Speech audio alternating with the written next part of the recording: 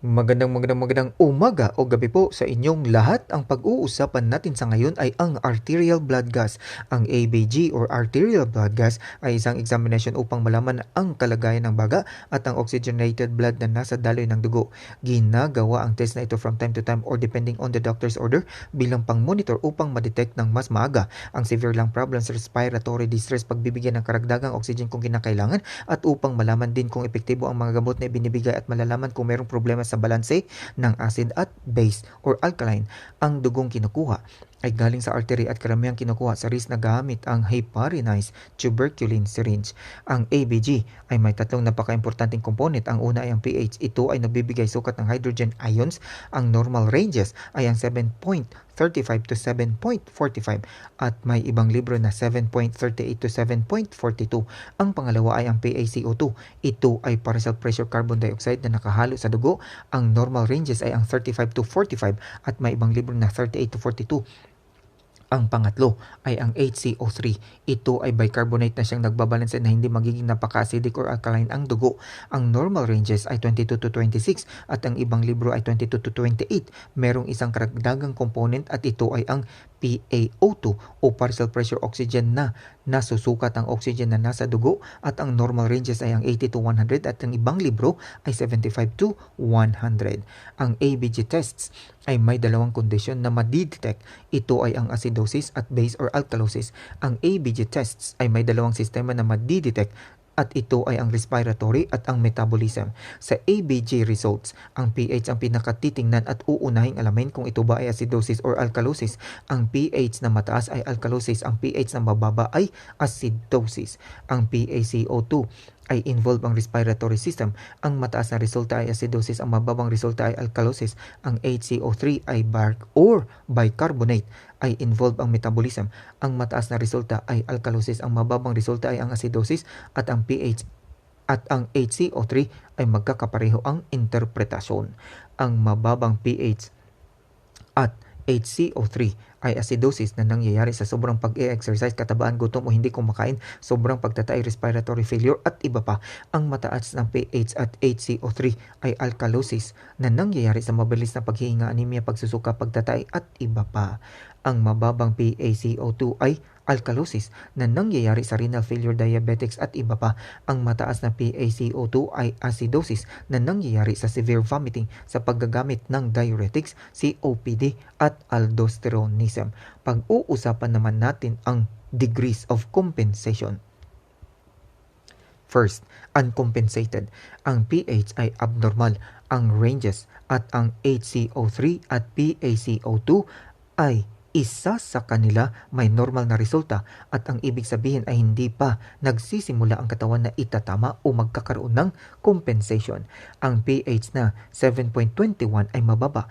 Ito ay acidosis. Ang HCO3 na 24, ito ay normal at ang PaCO2 na 47 ay mataas at ito ay acidosis.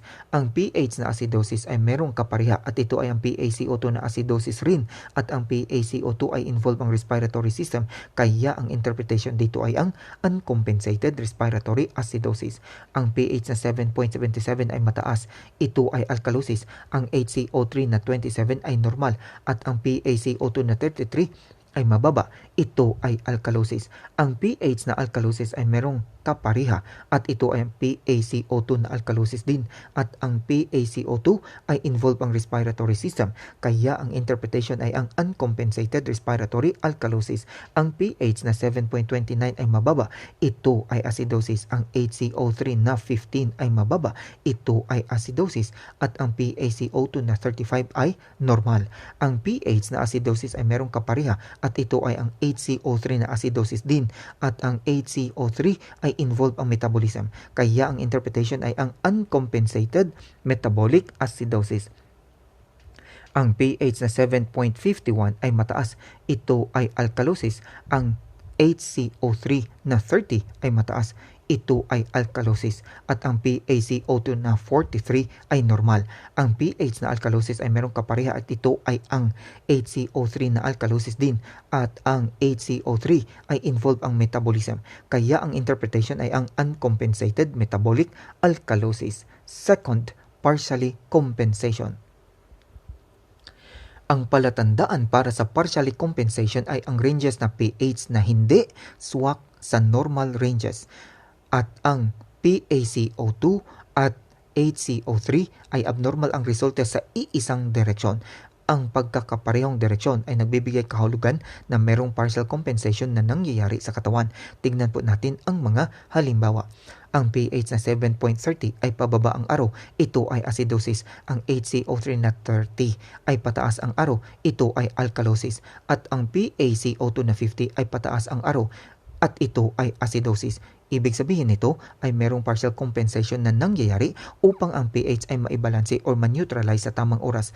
Ang pH na acidosis ay merong kapareha at ito ay ang PaCO2 na acidosis din, kaya merong partially compensated respiratory acidosis. Ang pH na 7.51 ay pataas ang araw at ito ay alkalosis. Ang HCO3 na 16 ay pababa ang araw, ito ay acidosis. At ang PaCO2 na 19 ay pababa ang araw at ito ay alkalosis. Ibig sabihin nito ay merong partial compensation na nangyayari upang ang pH ay maibalanse o ma-neutralize sa tamang oras. Ang pH na alkalosis ay merong kapareha at ito ay ang PaCO2 na alkalosis din, kaya merong partially compensated respiratory alkalosis. Ang pH na 7.22 ay pababa ang araw at ito ay acidosis. Ang HCO3 na 17 ay pababa ang araw at ito ay acidosis. Ang PaCO2 na 22 ay pababa ang araw, ito ay alkalosis. Ibig sabihin nito ay merong partial compensation na nangyayari upang ang pH ay maibalanse o ma-neutralize sa tamang oras. Ang pH na acidosis ay merong kapareha na acidosis at ito ay ang HCO3, kaya merong partially compensated metabolic acidosis. Ang pH na 7.62 ay pataas ang araw at ito ay alkalosis. Ang HCO3 na 36 ay pataas ang araw at ito ay alkalosis. Ang PaCO2 na 49 ay pataas ang araw at ito ay acidosis. Ibig sabihin nito ay merong partial compensation na nangyayari upang ang pH ay maibalanse o ma-neutralize sa tamang oras. Ang pH na alkalosis ay merong kapareha na alkalosis at ito ay ang HCO3, kaya merong partially compensated metabolic alkalosis. Third, fully compensated. Ang tandaan po dito ay ang pH na dapat ay pasok sa normal ranges, na ang ibig sabihin ay nag-neutralize na ang pH. Tandaan din po na ang araw ng PaCO2 at HCO3 ay magkakapareho dapat ang direksyon.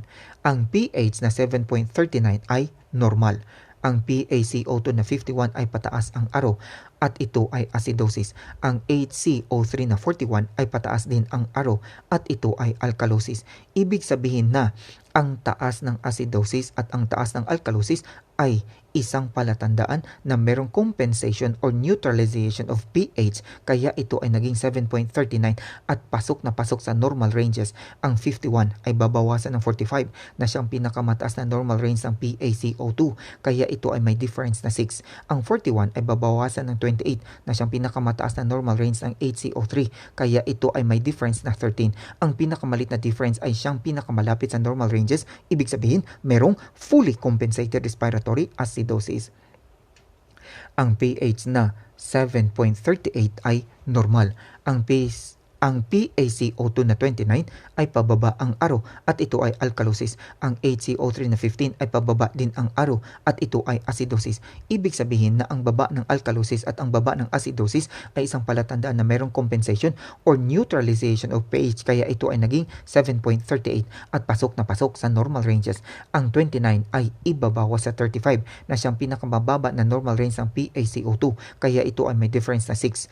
Ang 15 ay ibabawas sa 22 na siyang pinakamababa na normal range ng HCO3, kaya ito ay may difference na 7.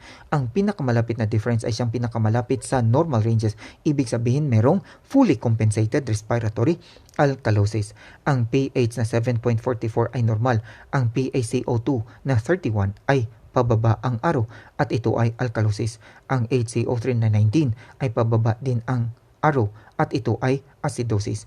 Ibig sabihin na ang baba ng alkalosis at ang baba ng acidosis ay isang palatandaan na mayroong compensation or neutralization of pH, kaya ito ay naging 7.44 at pasok na pasok sa normal ranges. Ang 31 ay ibabawas sa 35 na siyang pinakamababa na normal range ng PaCO2, kaya ito ay may difference na 4. Ang 19 ay ibabawas sa 22 na siyang pinakamababa na normal range ng HCO3, kaya ito ay may difference na 3. Ang pinakamaliit na difference ay siya ring pinakamalapit sa normal ranges. Ibig sabihin nito, merong fully compensated metabolic acidosis. Ang pH na 7.36 ay normal. Ang PaCO2 na 51 ay pataas ang aro at ito ay acidosis. Ang HCO3 na 53 ay pataas din ang aro. Ito ay ang alkalosis. Ibig sabihin na ang taas ng acidosis at ang taas ng alkalosis ay isang palatandaan na merong compensation or neutralization of pH. Kaya ito ay naging 7.36. Pasok na pasok sa normal ranges. Ang 51 ay babawasan ng 45 na siyang pinakamataas na normal range ng PaCO2, kaya ito ay may difference na 6.